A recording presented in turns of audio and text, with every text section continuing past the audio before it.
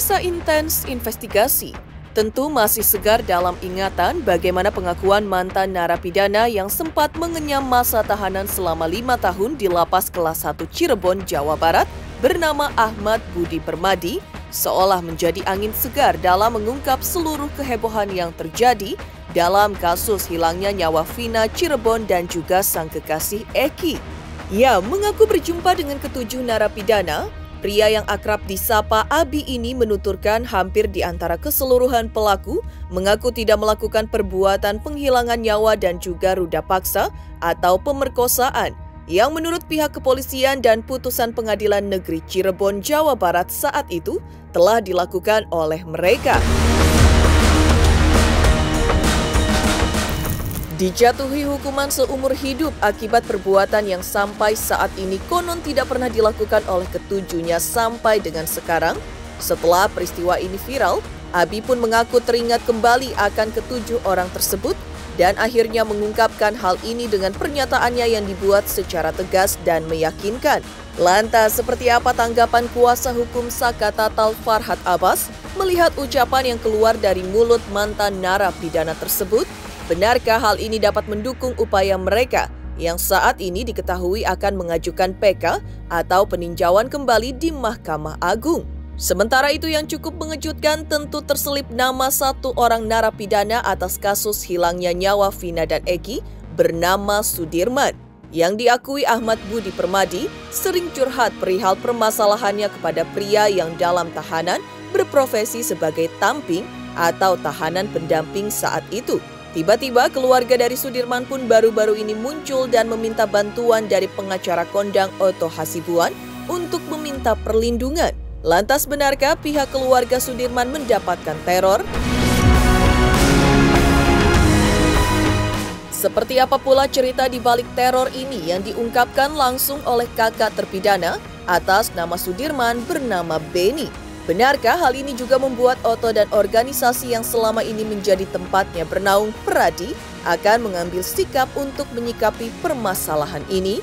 Pemirsa, bersama Intens Investigasi, kami hadirkan kabar terkini, terpercaya dan teraktual. Tetapi sebelumnya, jangan lupa untuk like, subscribe, dan juga share channel YouTube ini.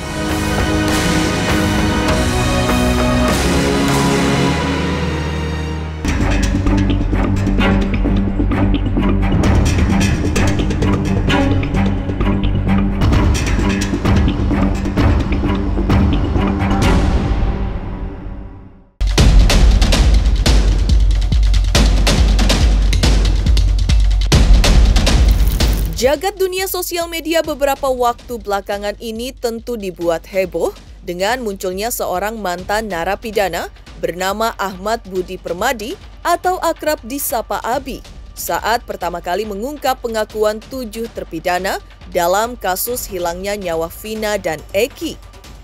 Ia mengaku pernah dicurhati para pelaku yang secara penuh keyakinan dan tanpa adanya ancaman berbicara perihal keyakinan mereka yang tidak pernah melakukan perbuatan yang disangkakan oleh pihak kepolisian, jaksa penuntut umum, dan majelis hakim tersebut. Hal ini memang seolah mengundang tanda tanya besar bagi Abi, sapaan akrabnya, perihal mengapa ketujuh narapidana yang diantaranya bernama Hadi Saputra, Eka Sandi, Jaya, Supriyanto, Eko Ramadhani, Rivaldi Aditya Wardana, dan Sudirman bisa mendekam di balik tahanan. Selepas peristiwa ini viral atau tepatnya saat dirinya keluar dari tahanan, Abi pun mengaku teringat kembali akan kejadian tersebut dan akhirnya membeberkan beberapa pengakuan mereka yang secara gamblang diungkapkannya eksklusif kepada tim Intens Investigasi melalui sambungan video call beberapa waktu kemarin. Mengkonfirmasi pernyataan yang keluar dari mulut sang mantan narapidana, pihak kuasa hukum Saka Tatal yaitu Farhad Abbas pun memberikan keterangannya seperti berikut ini. Nah, salah satu tugas saya adalah saya memberikan motivasi-motivasi kepada mereka, para tahanan-tahanan baru yang masuk dalam lapas. Minimal supaya dia bisa menerima di dalam lapas dan bisa hidup dan berinteraksi dengan kawan-kawan di lapas itu lebih baik. Dan jangan sampai dia itu membuat satu kegaduhan atau hal-hal yang tidak diinginkan guna adanya sebuah komunikasi antara napi yang baru dengan napi yang lama. Jadi minimal saya memberikan satu pengertian pada mereka bahwasanya ini adalah kenyataan hidup. Nah, di mana pada tahun 2016 itu datang napi baru, kelompok yang dari pembunuhan Vina tadi. Nah, saya ngobrol, orang Cirebon mana orang Cirebon, kumpulin. Karena saya orang Cirebon, oh kamu orang Cirebon. Nah, saya menanyakan, kamu kasusnya apa nih? Pembunuhan oh, apa nih? Tapi saya bukan pembunuh. Itu dari ke-7 orang tadi duduk bareng sama saya cerita. Saya itu bukan pembunuh, Bi. Saya rasa tanpa kesaksian itu pun kalau dilakukan upaya peninjauan kembali, saya rasa mereka harusnya bebas. Tapi dengan viralnya perkara ini, semoga dapat membangunkan keadilan-keadilan hakim-hakim se-Indonesia, sehingga mereka punya nurani bahwa salah menghukum juga dihukum. Ini hanya keadilan yang tertunda, keadilan yang terkubur, yang bisa bangkit kembali.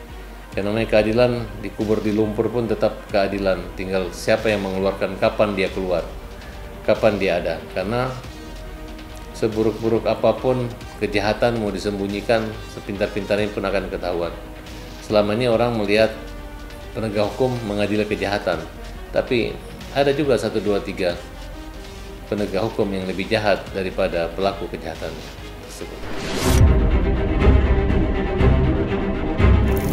Ya, Farhad Abbas yang didukung oleh rekannya yang lain yaitu Krishna Murti dan kuasa hukum Sakatata lainnya yaitu Titin Rialianti tentu berkeyakinan penuh tanpa adanya pengakuan dari sang mantan narapidana bisa menyelesaikan kasus ini dengan sebaik-baiknya.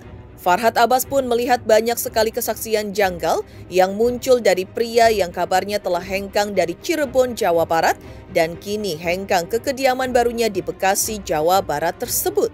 Lantas seperti apa Farhad Abbas menilai kesaksian AF? Benarkah ia juga melihat adanya kejanggalan, terutama dari pasal yang disangkakan kepada Saka Tatal yang dalam persidangan masih berusia belia sehingga dimasukkan ke dalam penjara anak, berbeda dengan para terpidana lainnya tersebut. Nah, yang biasa kumpul itu mungkin pertanyaannya seperti itu, maka dia diangkatlah, dia langsung dibawa ke Polres. Dari Polres tadi dia dimintai satu keterangan atau berita acara. Akan tetapi dalam proses pembuatan berita acara ini dia tidak didampingi, tidak didampingi pengacara. Bukan dia. Kedua, proses BAP tadi yang dilakukan adalah penuh dengan intimidasi yang dilakukan oleh petugas. Bahwasanya ada tindakan-tindakan kekerasan, dipukulin, sampai-sampai dia disetrum untuk mengakui apa yang dia tidak lakukan atau tidak kerjakan. Jadi kalau bicara tentang proses peradilan pidana di Indonesia, selama polisi, hakim, jaksa terus mencari pengakuan tersangka, terdakwa, terpidana, maka tidak akan pernah terungkap kebenaran material. Karena konsep budaya lama yang dimana pengakuan tersangka itu sebagai alat bukti sekarang bukan lagi pengakuan tersangka atau terdakwa, tapi sudah merupakan keterangan saja yang silahkan hakim dan jaksa maupun polisi menilainya. Gitu. Artinya dengan persesuaian dengan saksi-saksi lainnya, bisa saja seorang terdakwa berkilah, berbelit, tapi hakim dengan kepandaian, jaksa dengan ketelitian, polisi dengan kegigihannya dapat mencari bukti-bukti yang bisa menjerat dan buat terdakwa tersangka tidak berkutik. Tapi dalam perkara pembunuhan Vina ini, kita melihat sangat imajiner sekali, sangat copy paste sekali antara berita acara, walaupun sudah dicabut, tetap aja hakim berpedoman dan berpandu pada berita acara. Sehingga putusan sadis ini tidak ada yang meringankan di antara yang terberat, walaupun dituntut hukuman mati. Bahkan anak kecil pun yang dihukum atau didakwa dengan pasal 338 pembunuhan dan bukan 340 pembunuhan berencana, mereka juga tetap dituntut bahkan divonis dengan pasal 340 tersebut. Perkara ini tidak ada satupun keterangan saksi yang mendukung dakwaan jaksa. Artinya, Tidak ada satu orang saksi pun yang mengalami, melihat dan merasakan atau ada pada saat peristiwa itu terjadi. Contoh saksi aib hanya dari jauh, takut dan segala macam. CCTV juga tidak ada yang buka gitu. Ada apa di balik ini? Kemudian banyak yang mempersalahkan bapaknya Eki, seolah-olah telah melakukan satu perbuatan, main hakim sendiri dengan cara menangkap tanpa adanya surat perintah terhadap 9 atau 8 anak-anak tersebut. Kemudian mereka melakukan penyiksaan-penyiksaan, intimidasi. Ketika dilaporkan, mereka berkelit seolah-olah bahwa telah terjadi perkelahian antara mereka. Mana ada orang yang tidak membunuh tiba-tiba berantem di dalam penjara. Oleh karena itu, mudah-mudahan dengan instruksi Pak Presiden meminta agar kasus ini dibuka seterang-terangnya, seadil-adilnya, sebenar-benarnya. Oleh karena itu, minta kepada pihak kepolisian, tidak usah main sembunyi-sembunyian, tidak usah kita main tertutup-tutupin, tidak usah kita melarang siapapun keluarga ataupun pengacara menemu dengan para terdakwa ini, tidak usah kita mempengaruhi. Kita pengacara tidak akan mungkin mencari kesalahan-kesalahan polisi, tapi kesalahan-kesalahan polisi bagaimana bisa kita hilangkan dengan cara-cara yang benar, dengan cara-cara memperbaiki, dengan cara-cara meluruskan, dengan cara-cara menegakkan kebenaran dan keadilan. Ya, dituding melakukan tindakan yang kemungkinan tidak mereka lakukan, tentu hati orang mana yang bisa menerima hal itu terjadi kepada dirinya. Lantas seperti apa Farhad Abbas dan Krisnamurti berbicara perihal langkah hukum peninjauan kembali atau PK yang segera akan dilayangkannya untuk membantu Saka Tatal memulihkan nama baiknya? Benarkah pula didera semua permasalahan ini membuat psikis dan mental Saka menjadi hancur? Ya hancur nggak karuan Bu. Saka nggak melakukan apa yang dituduhkan itu. Benar-benar Saka nggak melakukan. Rasanya tuh udah pengen mati aja tuh Bu. Udah putus asa tuh Bu. Udah nggak bisa menahan apapun. Sekarang kan Saka kan sudah bebas dan Saka juga masih dalam proses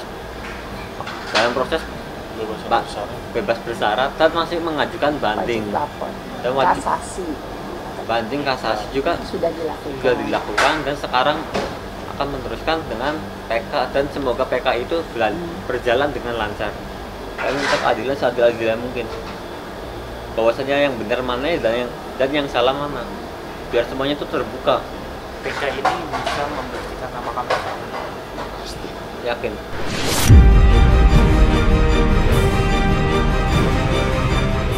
Oleh karena itu,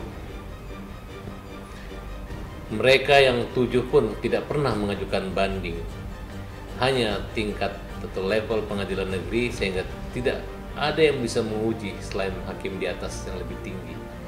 Hanya satu jalan, satu upaya, yaitu melalui peninjauan kembali.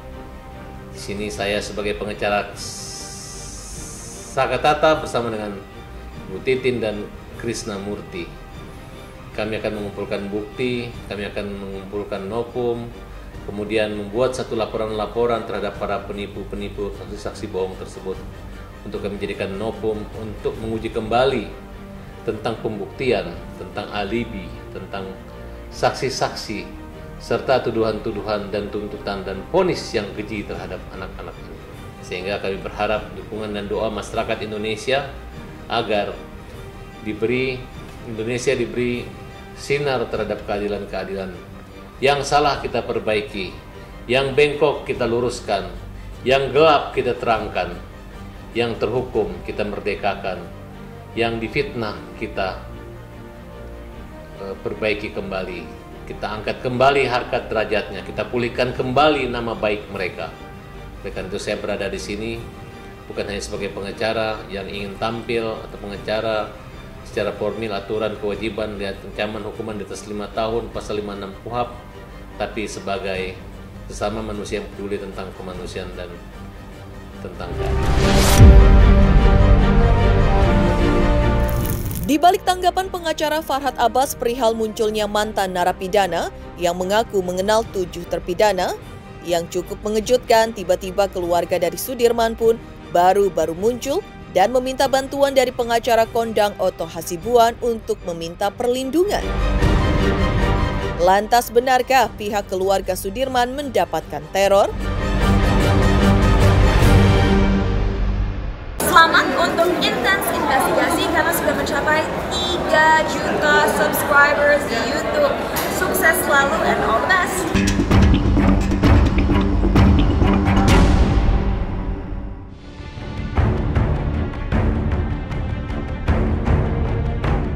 Ya, memang seolah tidak ada habisnya jika membahas peristiwa yang santer diberitakan melibatkan orang kuat di negeri ini tersebut.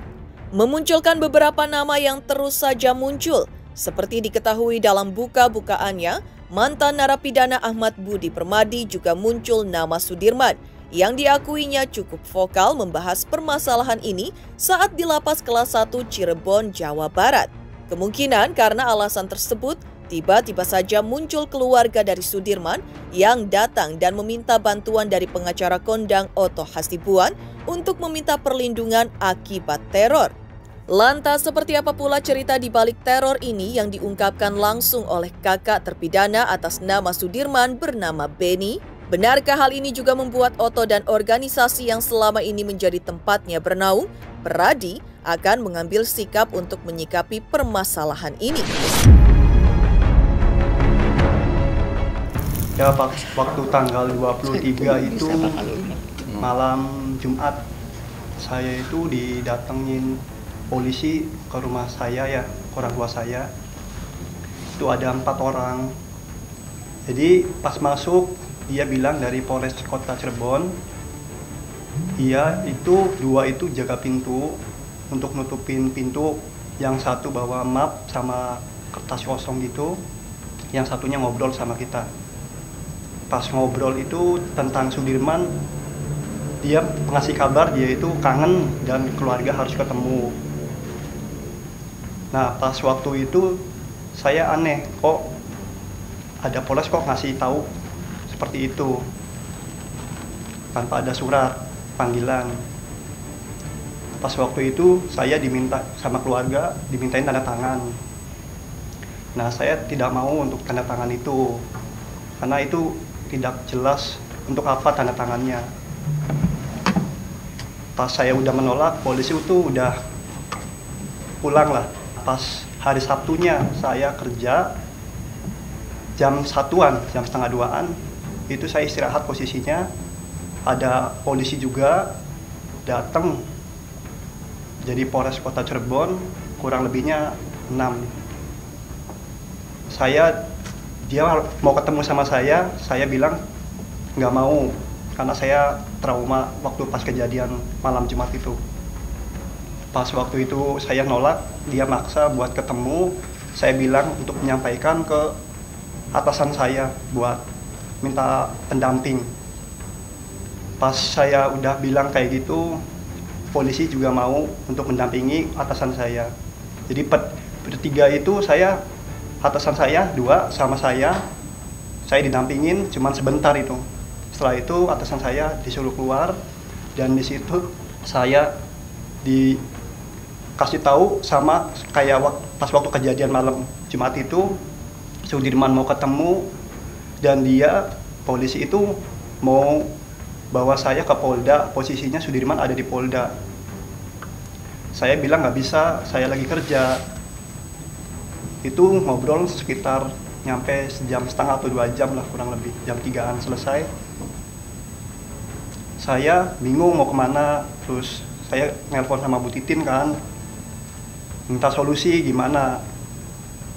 Nah, polisi tetap kekeh buat bawa saya sama nanya ini orang tua saya di mana.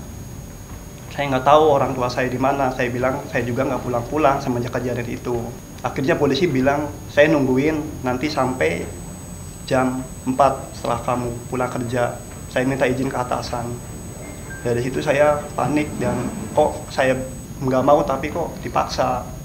Saya nelpon Bu Titin nyuruh saya untuk udah jangan terlalu jangan terlalu diladenin, keluar aja. Saya keluar pun dikejar Saya dikejar, saya bingung mau kemana. Saya naik Grab ke Alfa dulu, naik Grab, masih dikejar juga. Naik Grab itu udah enggak, jadi pas waktu ke Alfa dikejar juga. Ada wartawan ya? Ya, dan untungnya itu ada wartawan dari itu TV One. Itu dari Bu Titin sih.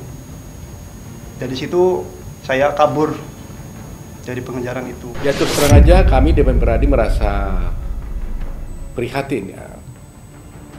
Prihatin karena kalau betul apa yang diceritakan oleh Bu Titin ini, maka ini adalah suatu tindakan yang tidak dapat dibenarkan di dalam negara kita ini, negara hukum. Ya, karena biar bagaimanapun advokat itu haruslah bebas dan mandiri dan bebas dari rasa ketakutan, bebas dari tekanan, intimidasi siapapun dalam menjalankan tugasnya. Jadi kalau seperti ini terjadi, yang rugi itu adalah masyarakat pencari keadilan. Nah, oleh karena itu, sebelum nanti saya persilahkan Bu Titin dan keluarga bercerita sendiri, kami hanya ingin menyampaikan bahwa kalau betul ini terjadi, kami minta kepada pihak-pihak atau oknum tertentu tersebut yang katanya menurut Bu Titin mengaku polisi ya. Polisi itu supaya tidak lagi melanjutkan tindakan-tindakan tersebut.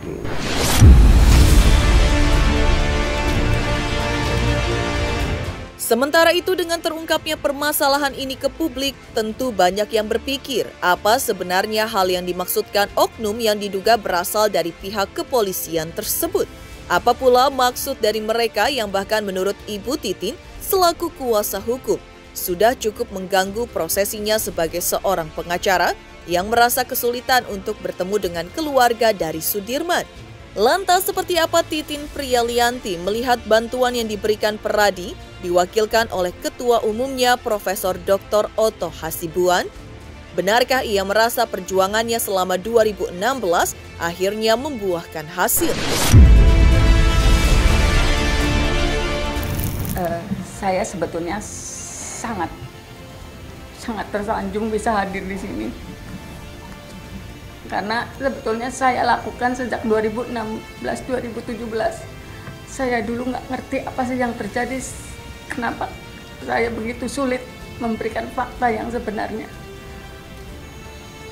Banyak hal yang terjadi yang nggak mungkin saya ceritakan secara detail.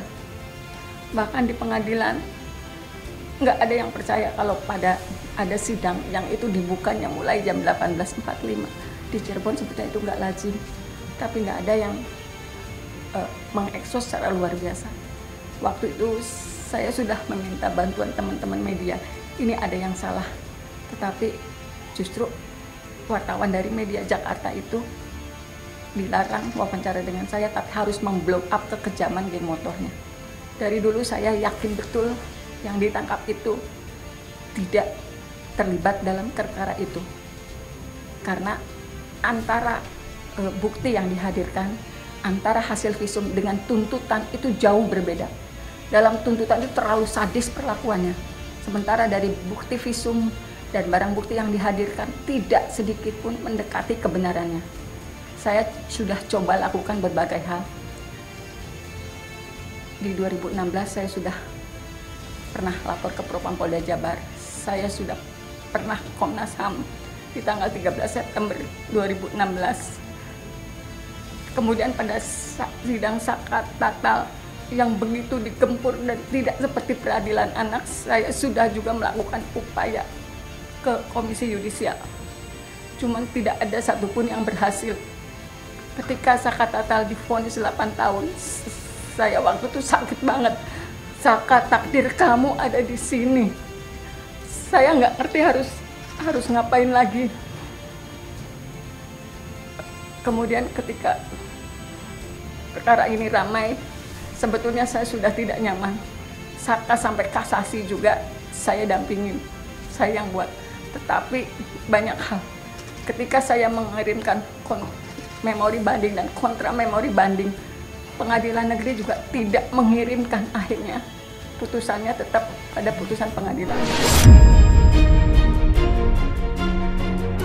Pemirsa Intens Investigasi, jangan lupa saksikan terus Intens Investigasi.